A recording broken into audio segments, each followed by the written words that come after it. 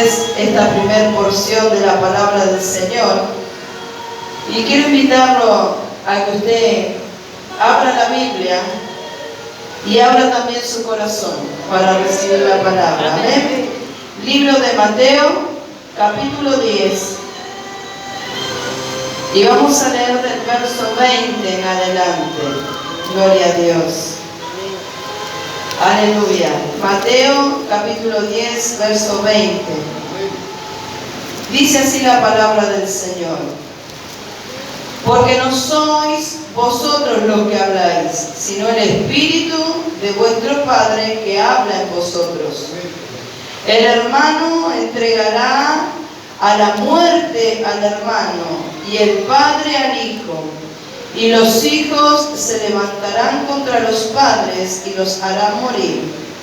Y seréis aborrecidos de todos por causa de mi nombre. Mas el que persevere hasta el fin, este será salvo. Hasta acá la palabra del Señor. Puede sentarse. Gloria a Dios. Y para poder entrar en el mensaje y para poder darle la profundidad, yo quiero hacer una pequeña introducción para que usted pueda entender por qué fueron estas las palabras de nuestro Señor Jesucristo. Amén.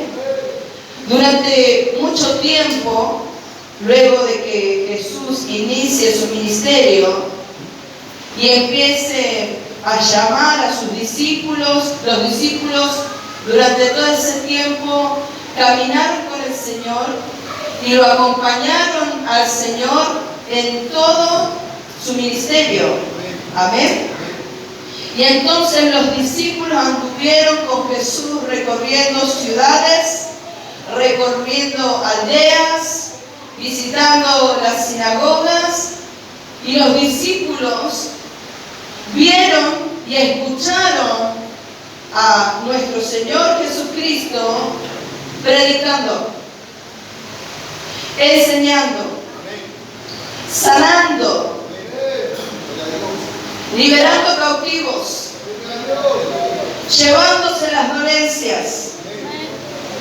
Lo vieron echando fuera demonios. Ellos estaban siendo capacitados. Diga conmigo, ellos estaban siendo capacitados. Y no solamente estaban siendo capacitados, sino que estaban siendo instruidos y también transformados. Porque al oír ellos la palabra del Señor y ver el testimonio de Jesús y el poder en Jesús, ellos en su caminar con Cristo también iban siendo tratados y transformados. ¿Cuánto dice gloria a Dios? Y entonces, luego de esto, dice que Jesús vio que había una multitud muy grande. Y dice que cuando él vio, esto está en el versículo 9, capítulo 9, versículo 36, y dice, y al ver las multitudes tuvo compasión de ellas, porque estaban desamparadas y dispersas como ovejas que no tienen pastor. Y entonces Jesús vio que había mucha necesidad. Diga conmigo, mucha necesidad. Igual que ahora. En aquellos tiempos había mucha necesidad. La gente se agolpaba. La gente rodeaba a Jesús. La gente necesitaba, pero no necesitaba plata y oro. Necesitaba un tesoro más grande. Necesitaba a Cristo. Necesitaba salvación. Y entonces cuando Jesús empezó a ver cuánta gente necesitada realmente del amor de Dios, cuánta gente necesitada de la salvación, cuánta gente enferma, perdida, atada, endemoniada, dice que Él tuvo compasión. Y entonces Jesucristo miró a sus discípulos y ¿sabe qué le dijo? La verdad, la mies es mucha, pero los obreros son pocos. Rogad al dueño de la mies, al Señor de la mies, que envíe obreros a su mies. ¿Cuántos dicen gloria a Dios? Jesús entendió que el trabajo era mucho y que Él era solo. Y que toda esa capacitación corazón esa instrucción que Él estaba haciendo a sus discípulos. Era hora de que los discípulos pusieran en práctica. Y entonces Jesús los llamó y luego de haberles dado autoridad, les dijo a sus discípulos: vayan, prediquen, vayan, enseñen, vayan y sanen a los enfermos, liberen a los cautivos, echen fuera a los demonios. Pero primero les dio autoridad. Quiero hablarte unos segundos de qué es la mies. La mies es la cosecha. Diga conmigo, la mies es la cosecha. ¿Y qué es la cosecha? Es la recolección de fruto. Ahora, el Señor dijo: a la verdad la mies es mucha. La mies, la cosecha estaba lista para ser recogida, para ser cosechada, pero no había obreros. Entonces Jesús tomó a esos obreros que había enseñado y capacitado y les dio autoridad en su nombre para que hicieran su obra. Ahora, ¿cómo puede un obrero ir y trabajar en campos si no sabe hacer el trabajo? Yo no sé cuántos de aquí saben cosechar. Una sola. Dos. Y de repente hay que ver qué es lo que usted sabe cosechar, porque hay diferentes tipos de cosecha: cosecha de vid, cosecha de trigo, cosecha de manzana, cosecha de naranja, cosecha de muchos tipos de frutos. Y cada tipo de fruto, cada tipo de cosecha tiene su tiempo y tiene su hora. Amén. Y solamente el que conoce bien la cosecha, que conoce bien lo que está plantando, el dueño de esa plantación sabe cuándo la cosecha está lista para ser recolectada, para ser cosechada. Diga conmigo, gloria a Dios. Y entonces, aquel obrero, yo no puedo tomar a cualquier persona y decirle: anda y cosechar las uvas. Y si esa persona no sabe cosechar uva, me arranca las uvas, me rompe los racimos, me arranca las uvas que todavía están verdes y no sabe.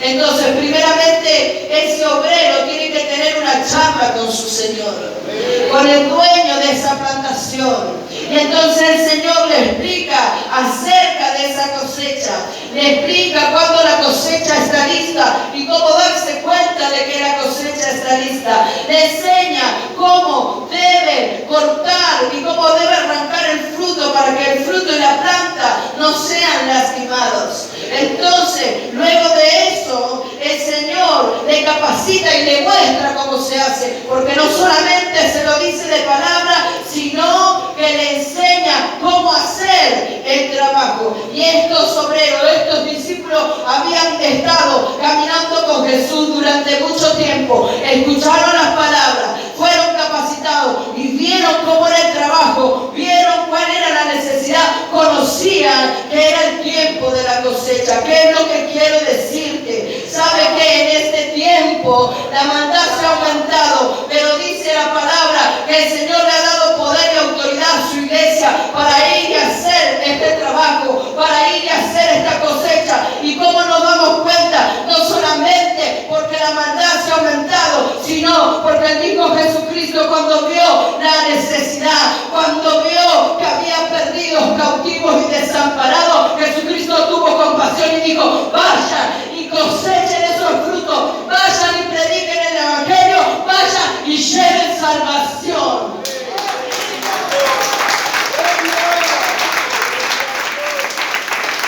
Y la iglesia, ¿qué está haciendo? La iglesia está conociendo hoy los tiempos y las necesidades del Señor. La iglesia está hoy conociendo que hay un mundo que se está perdiendo y que hay poco tiempo porque el Señor viene pronto. Entonces, la iglesia tiene que entender que como hijos de Dios nosotros tenemos que estar predispuestos a ser capacitados por el Señor, a ser instruidos, a tener corazones humildes y tener un corazón, una tierra fértil para la palabra del Señor. Tenemos que tener comunión con el Señor, y para que el Señor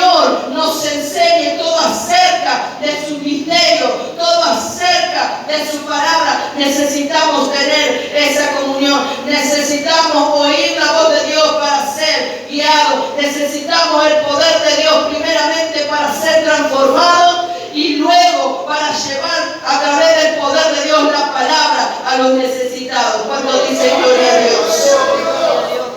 Sin estos requisitos, sin estas cosas en nuestra vida, sin la autoridad de Dios en nosotros, no podremos hacer la obra del Señor. ¿Sabe qué? La tarea no era fácil. La tarea era una tarea dura. Y entonces, como la tarea no era fácil, la tarea era dura. Y aquí ya voy entrando a donde yo quiero llegar, al mensaje. El Señor le da una serie de recomendaciones a sus discípulos.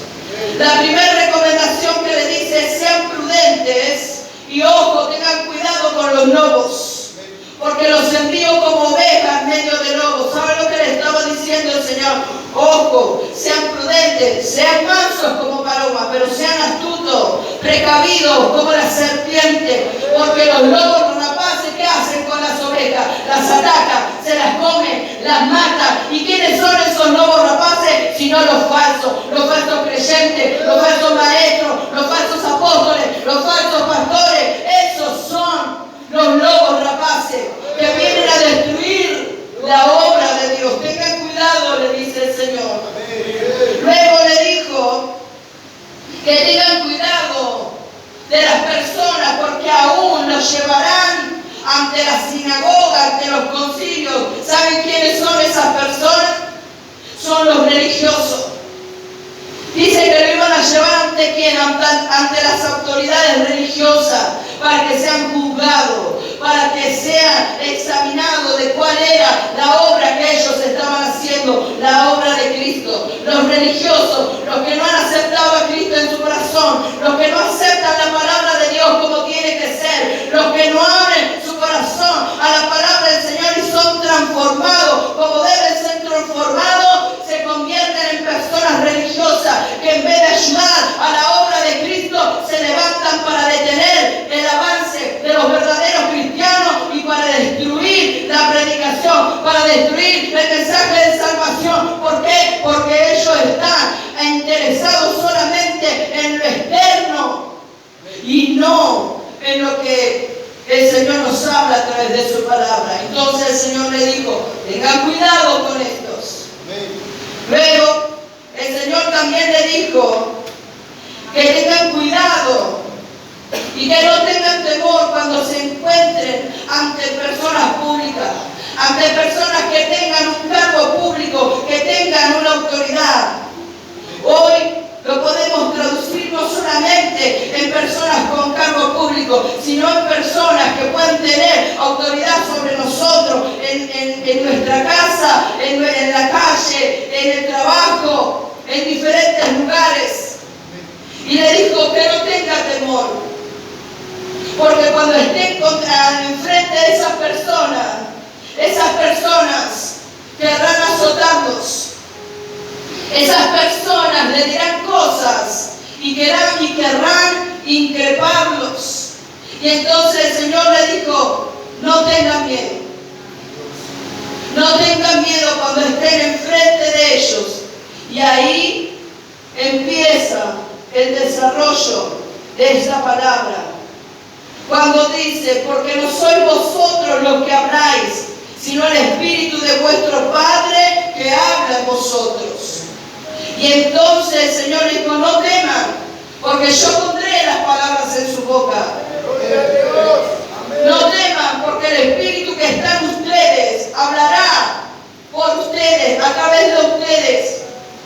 No teman a lo que va a pasar, pero yo me hice esta pregunta: ¿pero qué pasa cuando el que habla no es el Espíritu que está en nosotros? ¿Qué pasa cuando habla nuestro carácter no tratado? Cuando habla nuestro carácter no transformado. ¿Qué pasa cuando habla el viejo hombre, la vieja mujer? Cuando habla nuestra carne, cuando habla nuestro enojo. ¿Qué pasa? ¿Sabe?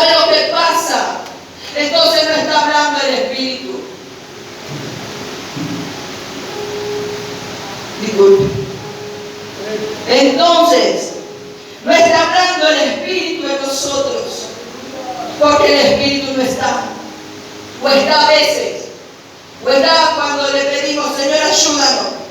Pero en las áreas que no le dejamos tratar, entonces el Espíritu no está. Solamente una persona que ha tenido un trato con el Señor sabrá callar. Solamente una persona que ha tenido un trato con el Señor sabrá cuándo hablar. Porque la palabra del Señor nos dice que seamos prontos para oír, pero tardos para hablar. Y entonces, ¿qué testimonio estamos dando cuando no habla el Espíritu a través de nosotros? ¿Qué testimonio estamos dando cuando no soportamos a nuestro jefe, a nuestro patrón? Cuando no soportamos al vecino, al amigo o al familiar. Y de repente explotamos en una furia de emociones, de gritos. Estamos dando testimonio de Cristo. Mira a tu hermano y decirle, no, no estamos dando testimonio de Cristo. En el versículo 21 y 22 dice, el hermano entregará la muerte al hermano y el padre al hijo, y los hijos se levantarán contra los padres. ¿Sabe qué significa eso?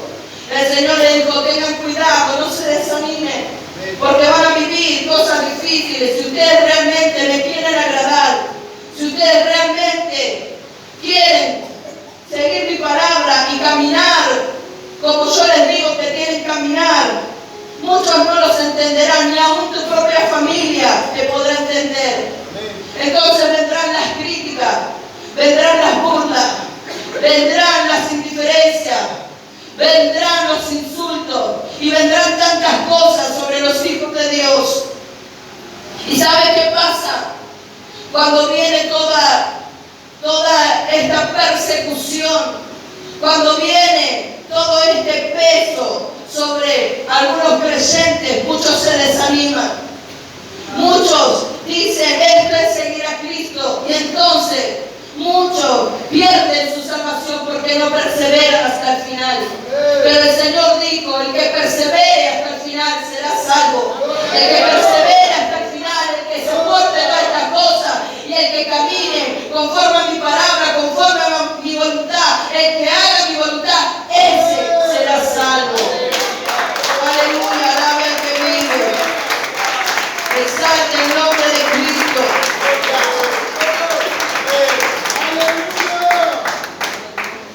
Y el Señor en el versículo 23 les dice que cuando vean todo esto no se detengan. Que cuando vean todo esto no abandonen el llamado, no abandonen el camino, no abandonen a Cristo. Y entonces, ¿sabe que mientras meditaba en esto, yo pensaba que cuando nosotros no estamos preparados, cuando nosotros no estamos capacitados, cuando nosotros no estamos en comunión con Dios, cuando nosotros no estamos llenos del Espíritu de Dios, cuando nosotros no ejercemos la autoridad de Cristo en nuestras vidas, entonces viene la oposición, viene la persecución y nos detiene. Nos detiene el llamado, detiene la obra de Cristo, detiene la oración, detiene tantas cosas en la vida de algunos creyentes. Algunos se amargan, algunos se entristecen y se olvidan de que tienen un gran tesoro que se llama Cristo Jesús, que es nuestra salvación. Aleluya.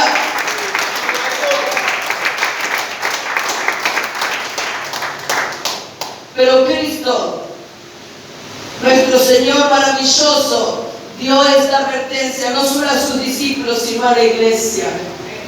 Y le dijo, no es fácil, pero yo estoy con ustedes. No es fácil, pero mi Espíritu hablará por ustedes.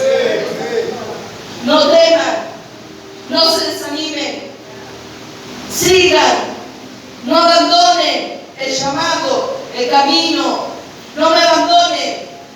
La iglesia tiene un gran tesoro, un tesoro maravilloso. ¿Y sabe cuál es ese tesoro? Diga conmigo, Cristo Jesús. Cristo es nuestra salvación. nos detenemos, cuando nosotros abandonamos el camino, cuando nosotros nos enfriamos, ¿sabe lo que perdemos? Perdemos a Cristo. Perdemos nuestra salvación, perdemos nuestro gran tesoro, perdemos su presencia, perdemos a Cristo ante la oposición y ante la persecución. Y yo quiero hacerle por último esta pregunta a la iglesia. ¿Perderemos a Cristo acaso por no estar preparados?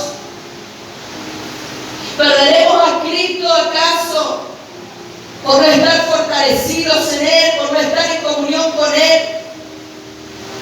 ¿Perderemos a Cristo y abandonaremos nuestra fe por los falsos creyentes, por los lobos rapaces? ¿Abandonaremos a Cristo, perderemos nuestra salvación por los falsos profetas, por los que han dado mal testimonio, por los que te han pagado mal por bien? ¿Perderás a Cristo? ¿Perderás tu gran tesoro? ¿Perderás tu salvación? ¿Perderás a Cristo por los religiosos que te atacan porque no pueden entender la obra que el Señor está haciendo en ti?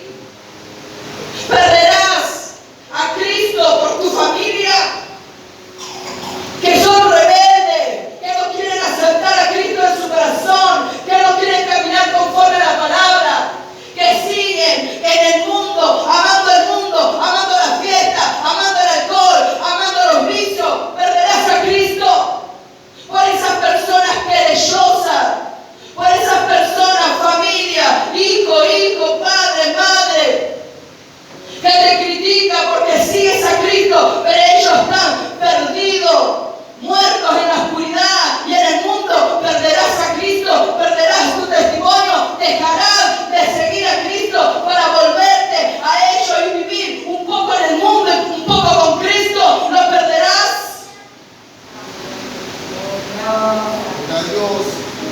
Cierra sus ojos, iglesia. ¿Perderás a Cristo? ¿Perderás el testimonio por un marido perverso, por un jefe perverso, por un patrón inconverso, por un hijo rebelde?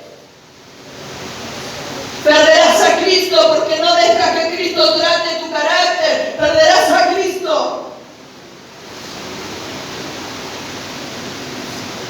No pierdas a Cristo. Porque si pierdes a Cristo, pierdes tu salvación. Y hay que perseverar hasta el final. Había un coro muy antiguo que dice algo así: yo he decidido seguir a Cristo.